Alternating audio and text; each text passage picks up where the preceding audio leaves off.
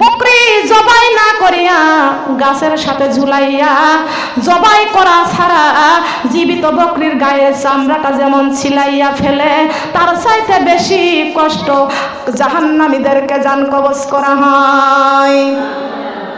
পাপীদের রূহটাকে এমন কবজ করা হয়। বকরি জবাই করা ছাড়া গায়ের চামড়া যখন ছিনিয়ে ফেললে যত কষ্ট হয়, ইদ্রিস নবী আজরাইল প্রশ্ন করেছে, হে ইদ্রিস নবী, তুমি তো শখ করে মৃত্যুবরণ করেছ, তোমার শখের মৃত্যুতে তুমি কেমন শাস্তি পেয়েছো আমার কাছে বলো।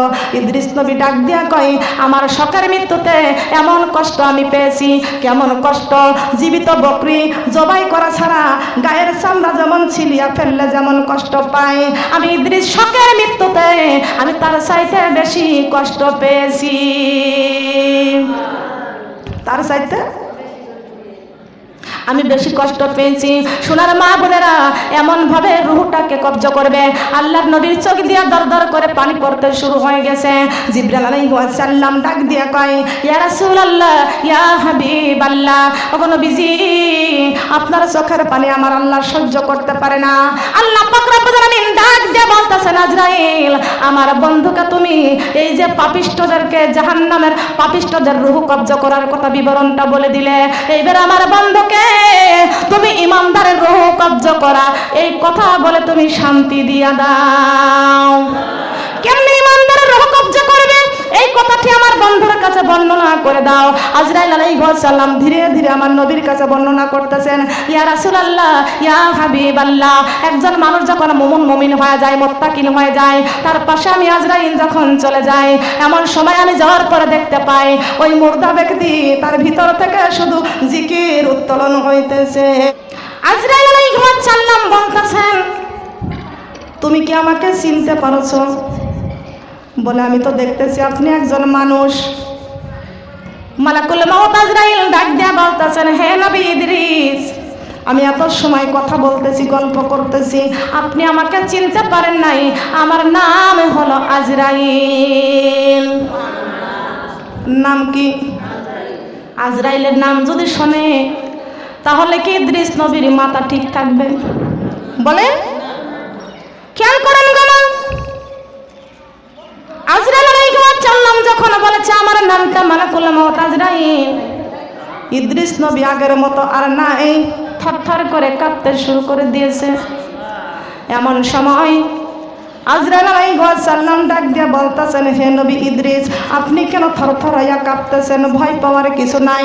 বলে, আজরাইল, আপনাকে আপনার নামটা শুনে আমি ইদ্রিস নবী কাঁপতেছি, আমি বড় ভয় পাই। আজরাইল আলাইহিস সালাম ডাক দিয়ে বলতেছেন, ওগো আল্লাহর নবী ইদ্রিস আলাইহিস সালাম, আপনার মরণের সময় এখনো হয় নাই, আপনার ভয় পাওয়ার কারণ নাই। আমি আপনার জান জাকানদারি করতে আসি নাই, আপনার রূহটাকে নেওয়ার জন্য আমি আসি নাই। আল্লাহর কাছ থেকে পারমিশন নিয়ে আপনার কাছে এসেছি, আমি আপনার সঙ্গে বন্ধু স্থাপন করতে চাই।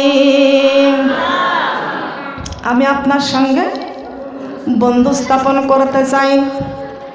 ইদ্রিস নবী একটু পাওয়ার তখন আরো বেড়েছে। কথা বলেন ঠিক কিনা? আমার তো মরণের সময় হয় নাই, আজরাইল আমার সঙ্গে বন্ধু স্থাপন করার জন্য এসেছে। আরে আজরাইল, তুমি শুনিয়া রাখো, আমার আল্লাহর কাছ থেকে পারমিশন নিয়ে তুমি এসেছো আমার সঙ্গে বন্ধু স্থাপন করার জন্য। আমি ইদ্রিস নবী বলে দিলাম, যাত্রার সাথে আমি বন্ধু স্থাপন করি না।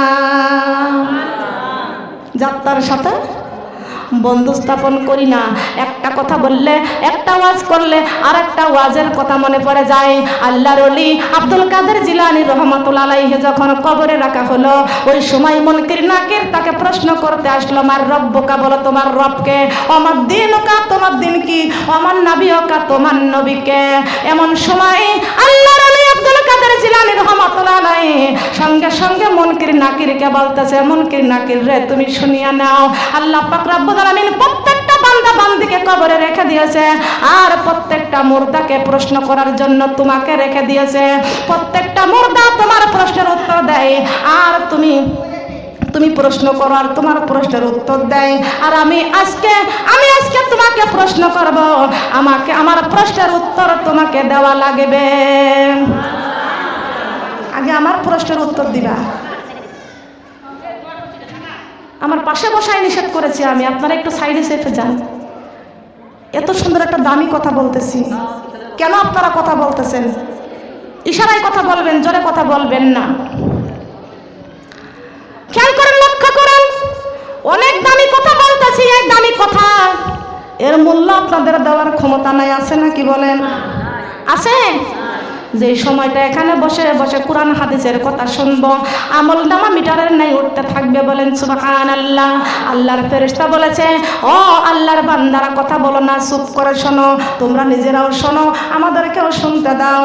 আল্লাহর ফেরেশতার ওই কথাটা যদি আমরা না শুনি, দ্বিতীয়বার আল্লাহর ফেরেশতা বলবে, আল্লাহর লানত তোমাদের উপরে, তোমরা নিজেরাও শুনতেছো না, আমাদেরকেও মনোযোগ দিয়ে শুনতে দিচ্ছ না। আল্লাহ পাক রব্বুল আলামিন বলেছেন, আমার কোন বান্দা বান্দি কোরআনের কথা যখন বলবে আর শ্রবণ দিয়ে যারা শুনবে, আমি আল্লাহ এত পছন্দ করি, কাল কিয়ামতের মাঠে তোমাদের এই প্যান্ডেলের নিচে আমি আল্লাহ রেখে দিব। রাখবে কি রাখবে না? আল্লাহর কথার মধ্যে কোনো ভুল আছে? কোনো ভেজাল আছে? কোনো সন্দেহ আছে? ইদ্রিস নবী ডাক দিয়ে বলতেছে, হে আজরাইল, আমি যাত্রার সঙ্গে বন্ধু স্থাপন করি না। মনে পড়ে যায় আল্লাহর ওলি আব্দুল কাদের জিলানী রহমাতুল্লাহ আলাইহি বলতেছেন, মুনকির নাকির রে, আগে আমার প্রশ্নের উত্তর দাও। বলে কি প্রশ্নের উত্তর দিতে হবে? প্রশ্নকারী বড় না উত্তরদাতা বড়? বলেন, প্রশ্নকারী বড় না উত্তরদাতা বড়? উত্তরদাতা বড়।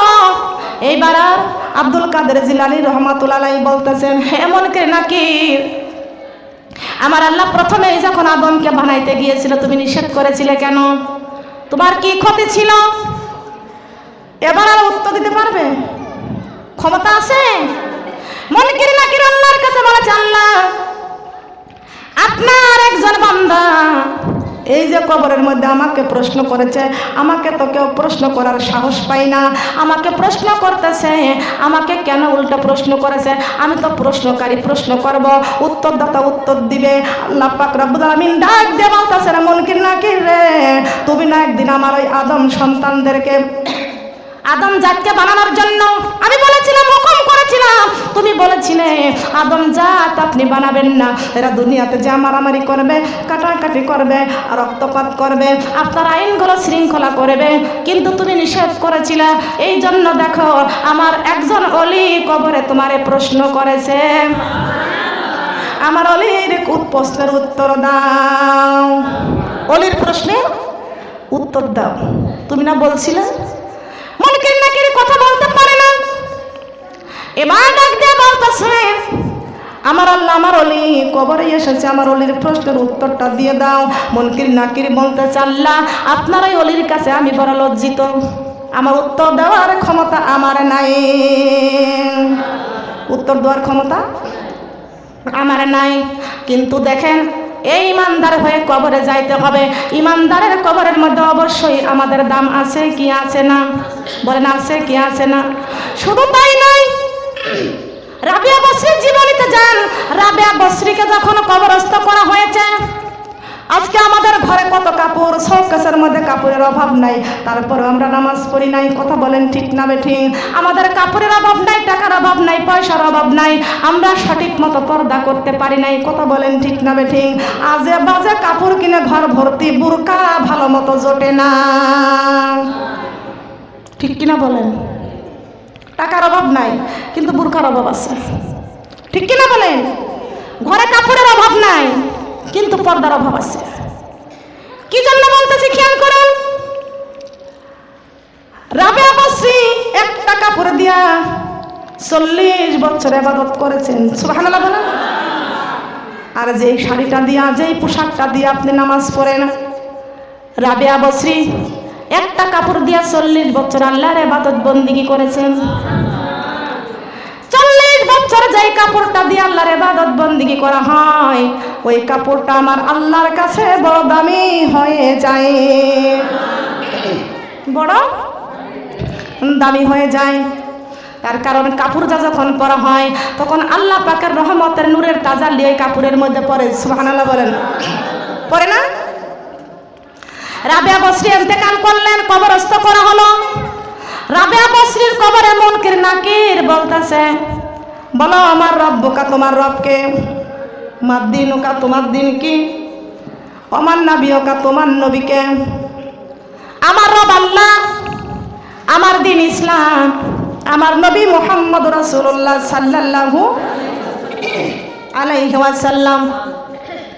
খেয়াল করে লক্ষ্য করেন, এই রাবিয়া বসরি মুনকির নাকিরকে বলতেছেন, মুনকির নাকির রে, তুমি আমাকে প্রশ্ন করেছো আমার রব্বুকা, তোমার রবকে। আমি রাবিয়া যদি বলি আমার রব আল্লাহ, আর আমার আল্লাহ যদি বলে আমি রাবিয়াকে চিনি না।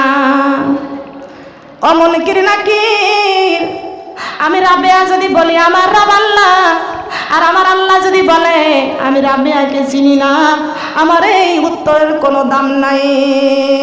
হে মুনকির নাকির, আমাকে প্রশ্ন না করে আমার আল্লাহকে প্রশ্ন করো আমি রাবিয়াকে। মুনকির নাকির আল্লাহকে ডাক দেয়া বলতেছেন, আল্লাহ রাবিয়া বসরিকে প্রশ্ন করলাম, উত্তর তো দেয় না, আবার প্রশ্ন আপনাকে করতে বলে। আল্লাহ পাক রব্বুল আলামিন ডাক দিয়ে বলতেছেন, মুনকির নাকির রে শুনিয়া নাও, আমার বান্দি ঠিক বলেছে, ঠিক কথা বলেছে। আমার বান্দিকে যদি আমি চিনি, ওই বান্দি যাবে জান্নাতে। বলেন সুবহানাল্লাহ। আমার বান্দার জীবনটা আমি আল্লাহর রাস্তায় বিলীন করে দিয়েছে। আমার বান্দির জীবনটাকে একমাত্র আমি আল্লাহর রাস্তায় খুশি মতো চালাইছে। বলেন সুবহানাল্লাহ। এসব মরা কোরআনে পড়ি, জীবনে গড়ি, সবার একদিনই মরতে হবে, যাইতে হবে কবরে বাড়ি। এসব মরা কোরআনে পড়ি, জীবনে গড়ি, সবার একদিনই মরতে হবে, যাইতে হবে। কোরআন জীবনের আশা, কবরে বাঁধব বাসা। কোরআন জীবনের আশা, কবরে বাঁধব বাসা। সঠিক মতো পড়লে কোরআন, সঠিক মতো পড়লে কোরআন, জান্নাত হবে আপনে বাড়ি। এসো মোরা নামাজি পড়ি, জীবনে গড়ি, সবার একদিনে মরতে হবে, যাইতে হবে কবরে বাড়ি। এসো মোরা নামাজি পড়ি, জীবনে গড়ি, সবার একদিনে মরতে হবে। নামাজি বনের আশা, কবরে বাঁধব বাসা। নামাজি বনের আশা, কবরে বাঁধব বাসা। সঠিক মতো পড়লে নামাজ, সঠিক মতো পড়লে নামাজ, জান্নাত হবে আপনি বাড়ি। এসো মোরা পর্দা করি, জীবনে গড়ি, সবার একদিনে মরতে হবে, যাইতে হবে। এসো মোরা পর্দা করি, জীবনে গড়ি, সবার একদিনে মরতে হবে, যাইতে হবে কবরে বাড়ি। কোন বাড়ি? কোন বাড়ি? দুনিয়ার বাড়ি থাকবো, চলে যেতে হবে কোন বাড়ি? রাবিয়া বসরি ডাক দিয়া বলতেছেন, মুনকির নাকির রে, আমাকে তুমি প্রশ্ন করিও না, আমাকে প্রশ্ন না করে আমার আল্লাহকে প্রশ্ন করো আমি রাবিয়াকে। আল্লাহ পাক রব্বুল আলামিন ডাক দিয়া বলতেছেন, মুনকির নাকির রে, আমার বান্দি ঠিক কথাই বলেছে, ওই আমার রাবিয়া আমার একজন গোলাম, তিনি আমার গোলাম। এমন কি নাকির, জলদি করে জান্নাতের দরজাটা খুলে দাও। সুবহানাল্লাহ বলেন। জান্নাতের দরজা খুলে দাও। রাবিয়া বসরির একজন খাদেম ছিল। এই রাবিয়া বসরি মৃত্যুবরণের 7 দিন পরে স্বপ্ন দেখতে পাচ্ছে, রাবিয়া বসরি জান্নাতের মধ্যে রেশমি সৌন্দর্যে সাজনিত আছেন। রেশমি সৌন্দর্যে এত সুন্দর রাবিয়া। এই খাদেম জিজ্ঞাসা করতেছে, এ রাবিয়া, দুনিয়ায় তুমি একটা কাপড় দিয়া 40 বছর আমার আল্লাহর তাহাজ্জুদের নামাজ আদায় করেছো সারা রাত। 40 বছর সারা রাত তুমি ইবাদত করেছো মাত্র একটা কাপড় দিয়া। রাবিয়া রে, এখন তো তোমার পণ্য দেখতেছি জান্নাতের শাড়ি। ও রাবিয়া, তোমার সেই শাড়িটা কোথায়, কি করেছো তুমি? রাবিয়া বসে ডাক দিয়া কয়, খাদেম, আমার আল্লাহ ওই কাপড়টা আমার জন্য এত পছন্দ করেছে, সুন্দর করে ভাঁজ করে যত্ন করে জান্নাতের তাকে উঠায়া রাখছেন। কোন জায়গায় রাখছে?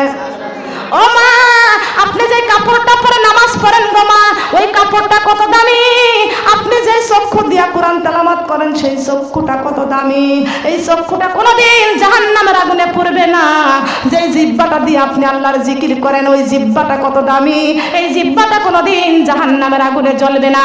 যে 2টা পা দিয়ে হেঁটে হেঁটে জান্নাতের বাগানে কোরআন শোনার জন্য এসেছেন, ওই পা 2টা বড় দামি। আল্লাহ পাক রব্বুল আলামিন বলেছেন, আমার বান্দা বান্দির ওই পা 2টা কোনোদিন জাহান্নামের আগুনে পুড়বে না।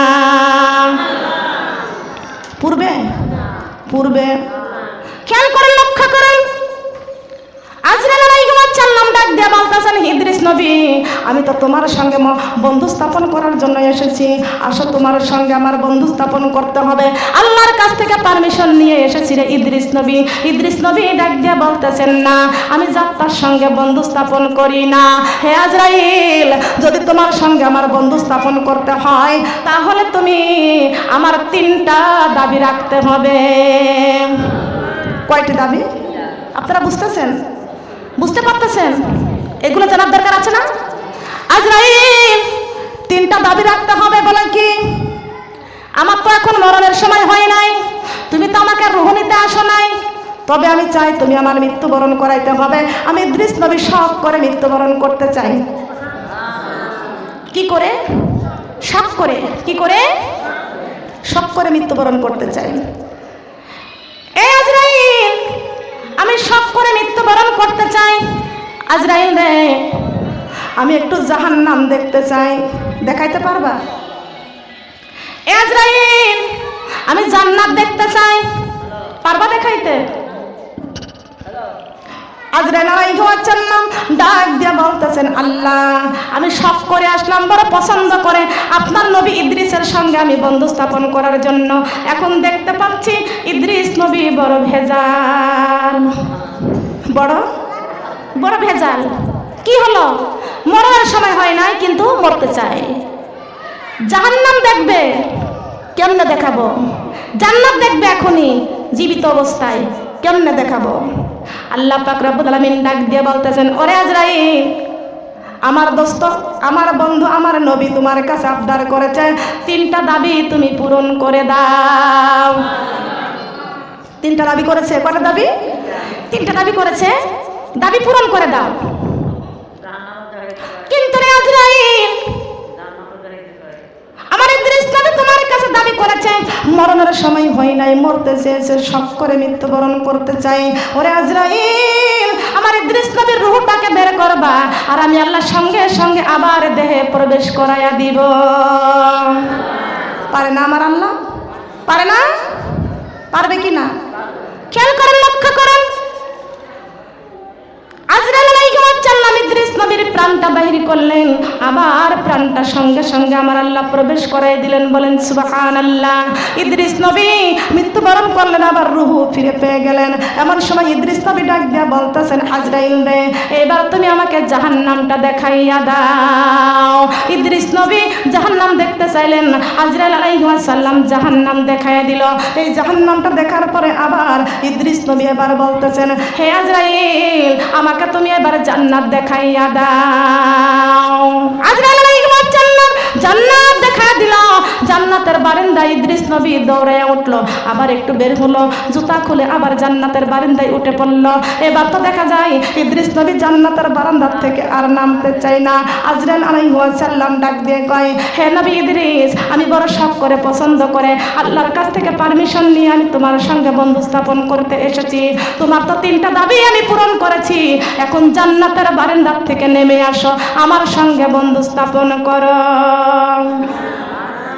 ইদ্রিস নবী ডাক দিয়ে বলতেছেন না আমি যা জান্নাতের বারান্দায় উঠেছি আর আমি এই জায়গা থেকে নামবো না আজরাইল আলাইহিস সালাম ডাক দিয়ে বলতেছেন আল্লাহ আপনার ইদ্রিস নবী বড় ভেজাল ওই যে জান্নাতের বারান্দায় উঠে পড়েছে আর তো নামে না আল্লাহ পাক রব্বুল আলামিন ডাক দিয়ে বলতেছেন আজরাইল আমার ইদ্রিসের কপালে জান্নাত এইভাবে আমি রেখে দিয়েছি সোনার বাবুরা কান্না করে খেয়াল করে শুনুন এই কোরআনের দাওয়াতে আপনারা এসেছেন আমাদেরকে আল্লাহ পাক রব্বুল আলামিন যাচাই করে বাছাই করে পছন্দ করে জান্নাতের বাগানে আমাদেরকে সবাইকে বসাইছে এইভাবে আল্লাহ জান্নাত নসিব করে দিবেন কি দিবেন না বলেন মদিনার বুলবুল নবী রাসূলুল্লাহ পাঠালেন খুশি হয়ে নিজে মাবুদ আল্লাহ মদিনার বুলবুল নবী রাসূলুল্লাহ পাঠালেন খুশি হয়ে নিজে মাবুদ আল্লাহ সুবহানাল্লাহ বলেন চিনেছে যারা ওহ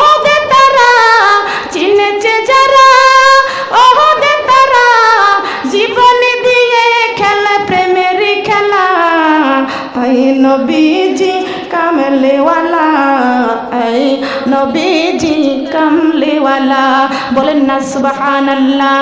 জিবরাইল ডাক দিয়ে বলতেছেন, ও জান্নাতের রেদওয়ান, জান্নাতের দরজাটা খুলিয়া, গেটের দরজাটা খুলিয়া দাও।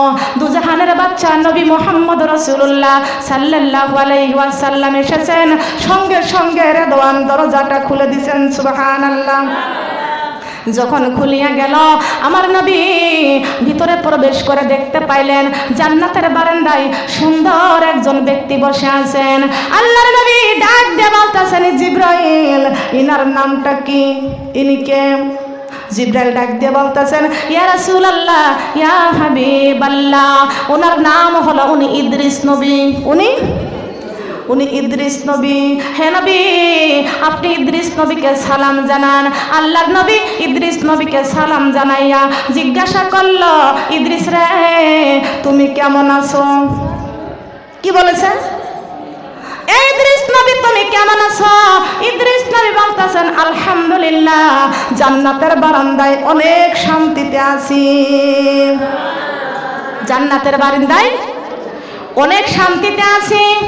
নবী আমার ডাক দিয়ে বলতেছেন, জিবরাইল, ইদ্রিস রে, জান্নাতের বারান্দায় এত শান্তি, না জানি জান্নাতের ভিতরে আরো কত শান্তি।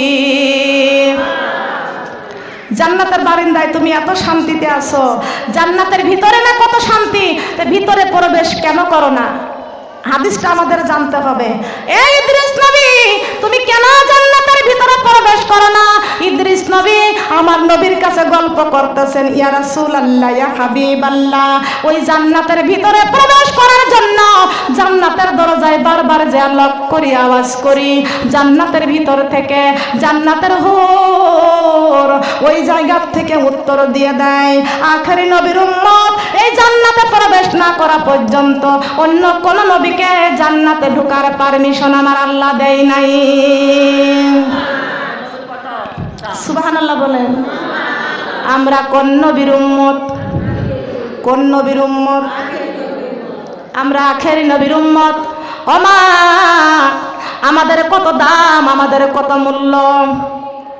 ইদ্রিস নবী বলতেছেন, ওই জান্নাতে প্রবেশ করার জন্য বারবার আওয়াজ করি, লক করি, জান্নাতের হুর বারবার উত্তর দিয়ে দেয়, আখেরি নবীর উম্মত এই জান্নাতে না ঢোকা পর্যন্ত অন্য কোন নবী জান্নাতে প্রবেশ করতে পারবে না।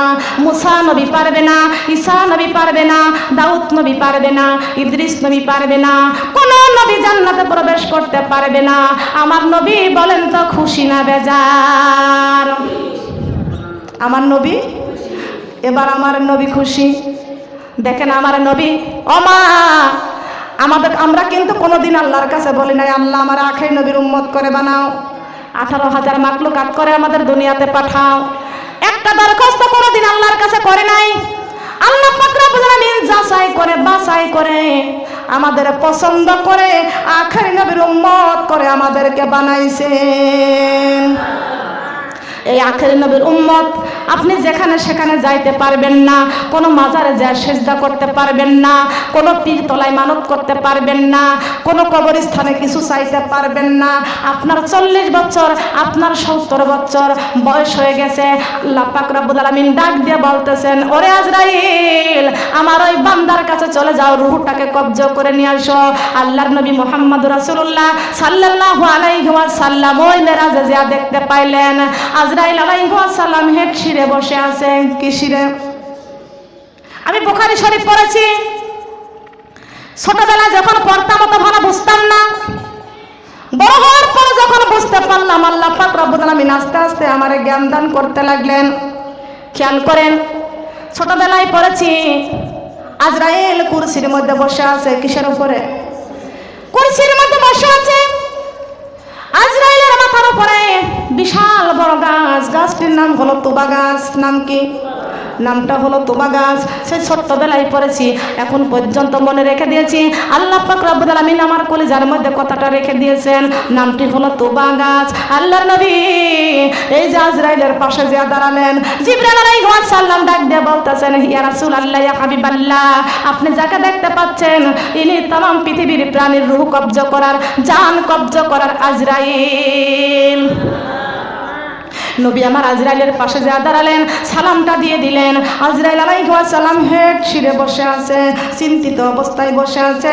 আজরাইল আমার নবীর সালামের উত্তর দিলেন না, ডাইরেক্ট সরাসরি আল্লাহ পাক রব্বুল আলামিন ডাক দিয়ে বলতেছেন, আজরাইল রে, এই আজরাইল তুমি কি জানো তোমাকে কে সালাম দিয়েছে? জলদি করে আমার হাবিবুল্লাহকে সালামের উত্তরটা দিয়ে দাও।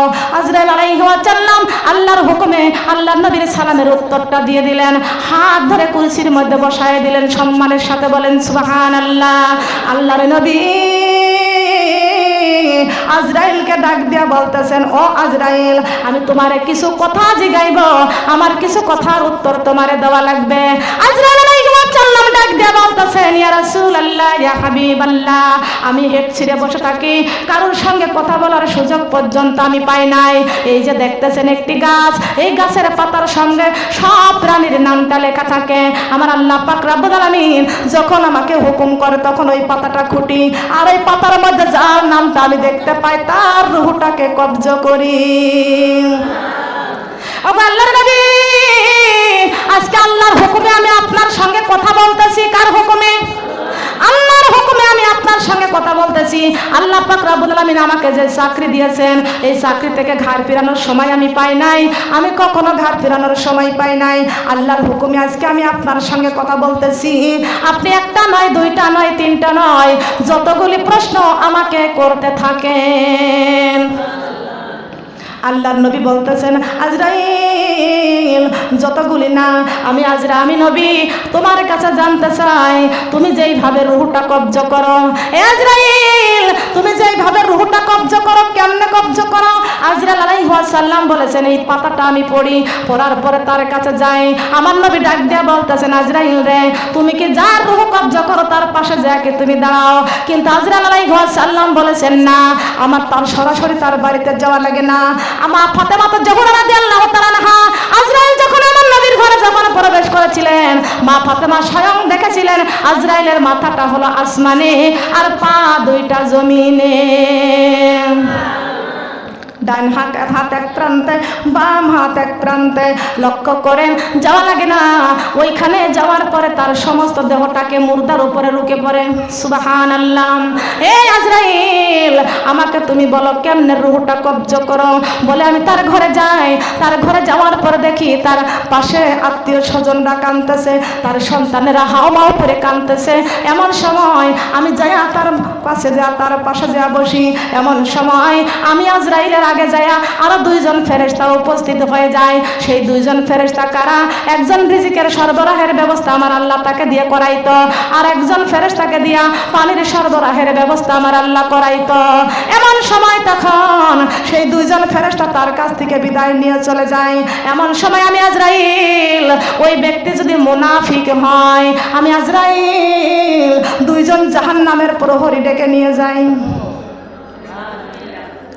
মা বোনেরা খেয়াল করেন, লক্ষ্য করেন, যদি সেই ব্যক্তি গুনাহগারী হয়, সেই ব্যক্তি যদি মুর্দা পাপী হয়, জাহান্নাম থেকে দুইজন প্রহরী মারার জন্য নিয়ে যায়। দেখবেন থানায় যখন আসামি নেওয়া হয়, মারার জন্য পুলিশ আর একজন থাকে কি থাকে না? মারার জন্য থাকে কি না? যাকে ফাঁসি দেওয়া হয় জল্লাদ আলাদা থাকে কি থাকে না? থাকে না? ইয়া রাসূলুল্লাহ, ইয়া হাবিবাল্লাহ, গুনাহগার ব্যক্তি, পাপিষ্ঠ ব্যক্তির রূহ যখন কবজ করতে আমি যাই, ওই সময় জাহান্নাম থেকে দুইজন প্রহরী নিয়ে যাই। দুইজনের হাতে থাকে জাহান্নামের চাবুক, দুইজনের হাতে থাকে জাহান্নামের চাবুক। এই জাহান্নামের আগুনের চাবুক দিয়া তার পা থেকে মারপিট করা হয়। কোন জায়গা থেকে? পা থেকে মারপিট করা হয়। দেখবেন বাবা, মুর্দা ব্যক্তির পায়ের বাল চলে যায়, এই দেহ আস্তে আস্তে এই পর্যন্ত তখন আর নড়া বন্ধ হয়ে যায়, সব চলে যায়। কথা বলেন ঠিক কিনা? শুধু এখানে নড়তে থাকে, থাকে কি থাকে না? বুকের দিকে নড়তে থাকে। ও মা, বুখারী শরীফ পড়েছি, আজরাইলের সঙ্গে যে দুইজন ফেরেশতা জাহান্নাম থেকে নিয়ে আসতো, জাহান্নামের আগুনের চাবুক দিয়া পায়ের মধ্যে আঘাত করতে করতে মাজা পর্যন্ত আসে। সারা পায়ের রক একবারে ছিন্ন ভিন্ন করে দেয়, পা নাড়ানোর কোনো ক্ষমতা থাকে না। ও আল্লাহর নবী জাহান্নামের আগুনের চাবুক দিয়ে মারপিট করে তার সারা শরীরের রগগুলো ছিন্ন বিচ্ছিন্ন করা হয়। মুর্দা ব্যক্তির আর তখন শরীরে আর তখন বল থাকে না। এমন সময় আমি আজরাইল আমার 16 পাটি দাঁত 8টা চক্ষু তার উপরে আমি নিয়ে উপস্থিত করে দিই। মুর্দা ব্যক্তি যখন আমার এই ভয়ঙ্কর চেহারাটা যখন দেখে সঙ্গে সঙ্গে ওর কলিজাটা পানি পানি করতে করতে ছটফট করতে থাকে। এই রূহ এই ভিতরে পলাইতে থাকে, রূহটা আমার কাছে আসতে চাই না। আমি তখন ধারালো তরবারি দিয়া দুধারালো তরবারি দিয়া আমি তার গলার ভিতর দিয়ে মুখের ভিতর থেকে তার এই পিঞ্জিরার ভিতরে এই প্রবেশ করাইয়া দিই। কোথায় আছে রূহ এই শাস্তি দিয়ে আমি তার রূহটাকে কবজা করি। এমন সময় জাহান্নাম থেকে পচা দুর্গন্ধ যুক্ত রুমাল নিয়া তার রূহটাকে আমি কবজা করি। আমার মা বোনরা খেয়াল করেন কেমন করে যান জখানদারি করে। আজরাইল আমার নবীকে বলতেছেন ইয়া রাসূলুল্লাহ ইয়া হাবিবাল্লাহ এমনই করে আমি রূহটাকে কবজা করি কেমনে? তরবারি দিয়া তলোয়ার দিয়া তাজা বকরিকে যেমন জবাই করা হয়, খেয়াল করুন গলা তরবারি দিয়া বকরি যেমন জবাই করা হয়। আরেকটা বর্ণনাতে পড়েছি বকরি জবাই না করিয়া গাছের সাথে ঝুলাইয়া জবাই করা ছাড়া জীবিত বকরির গায়ে চামড়াটা যেমন ছিলাইয়া ফেলে তার চাইতে বেশি কষ্ট জাহান্নামীদেরকে জান কবজ করা হয়। পাপীদের রূহটাকে এমন কবজ করা হয়। বকরি জবাই করা ছাড়া গায়ের চামড়া যখন ছিনিয়ে ফেললে যত কষ্ট হয়। ইদ্রিস নবী আজরাইল প্রশ্ন করেছে, হে ইদ্রিস নবী তুমি তো শখ করে মৃত্যুবরণ করেছো, তোমার শখের মৃত্যুতে তুমি কেমন শাস্তি পেয়েছো আমার কাছে বলো। ইদ্রিস নবী ডাক দিয়া কয় আমার শখের মৃত্যুতে এমন কষ্ট আমি পেয়েছি। কেমন কষ্ট? জীবিত বকরি জবাই করা ছাড়া গায়ের চামড়া যেমন ছিলিয়া ফেললে যেমন কষ্ট পাই, আমি ইদ্রিস শখের মৃত্যুতে আমি তার চাইতে বেশি কষ্ট পেয়েছি। তার চাইতে আমি বেশি কষ্ট পেয়েছি। সোনার মা বোনেরা এমন ভাবে রূহটাকে কবজা করবে আল্লাহর নবীর চোখ দিয়া দর দর করে পানি পড়তে শুরু হয়ে গেছে। জিবরাইল আলাইহিস সালাম ডাক দিয়া কয় ইয়া রাসূলুল্লাহ ইয়া হাবিবাল্লাহ ওগো নবীজি আপনার চোখের পানি আমার আল্লাহ সহ্য করতে পারে না।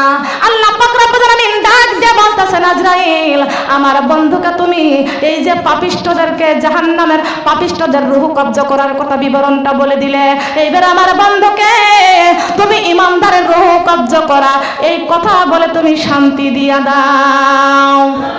কেমনে ইমানদারের রূহ কবজা করবে এই কথাটি আমার বন্ধুর কাছে বর্ণনা করে দাও।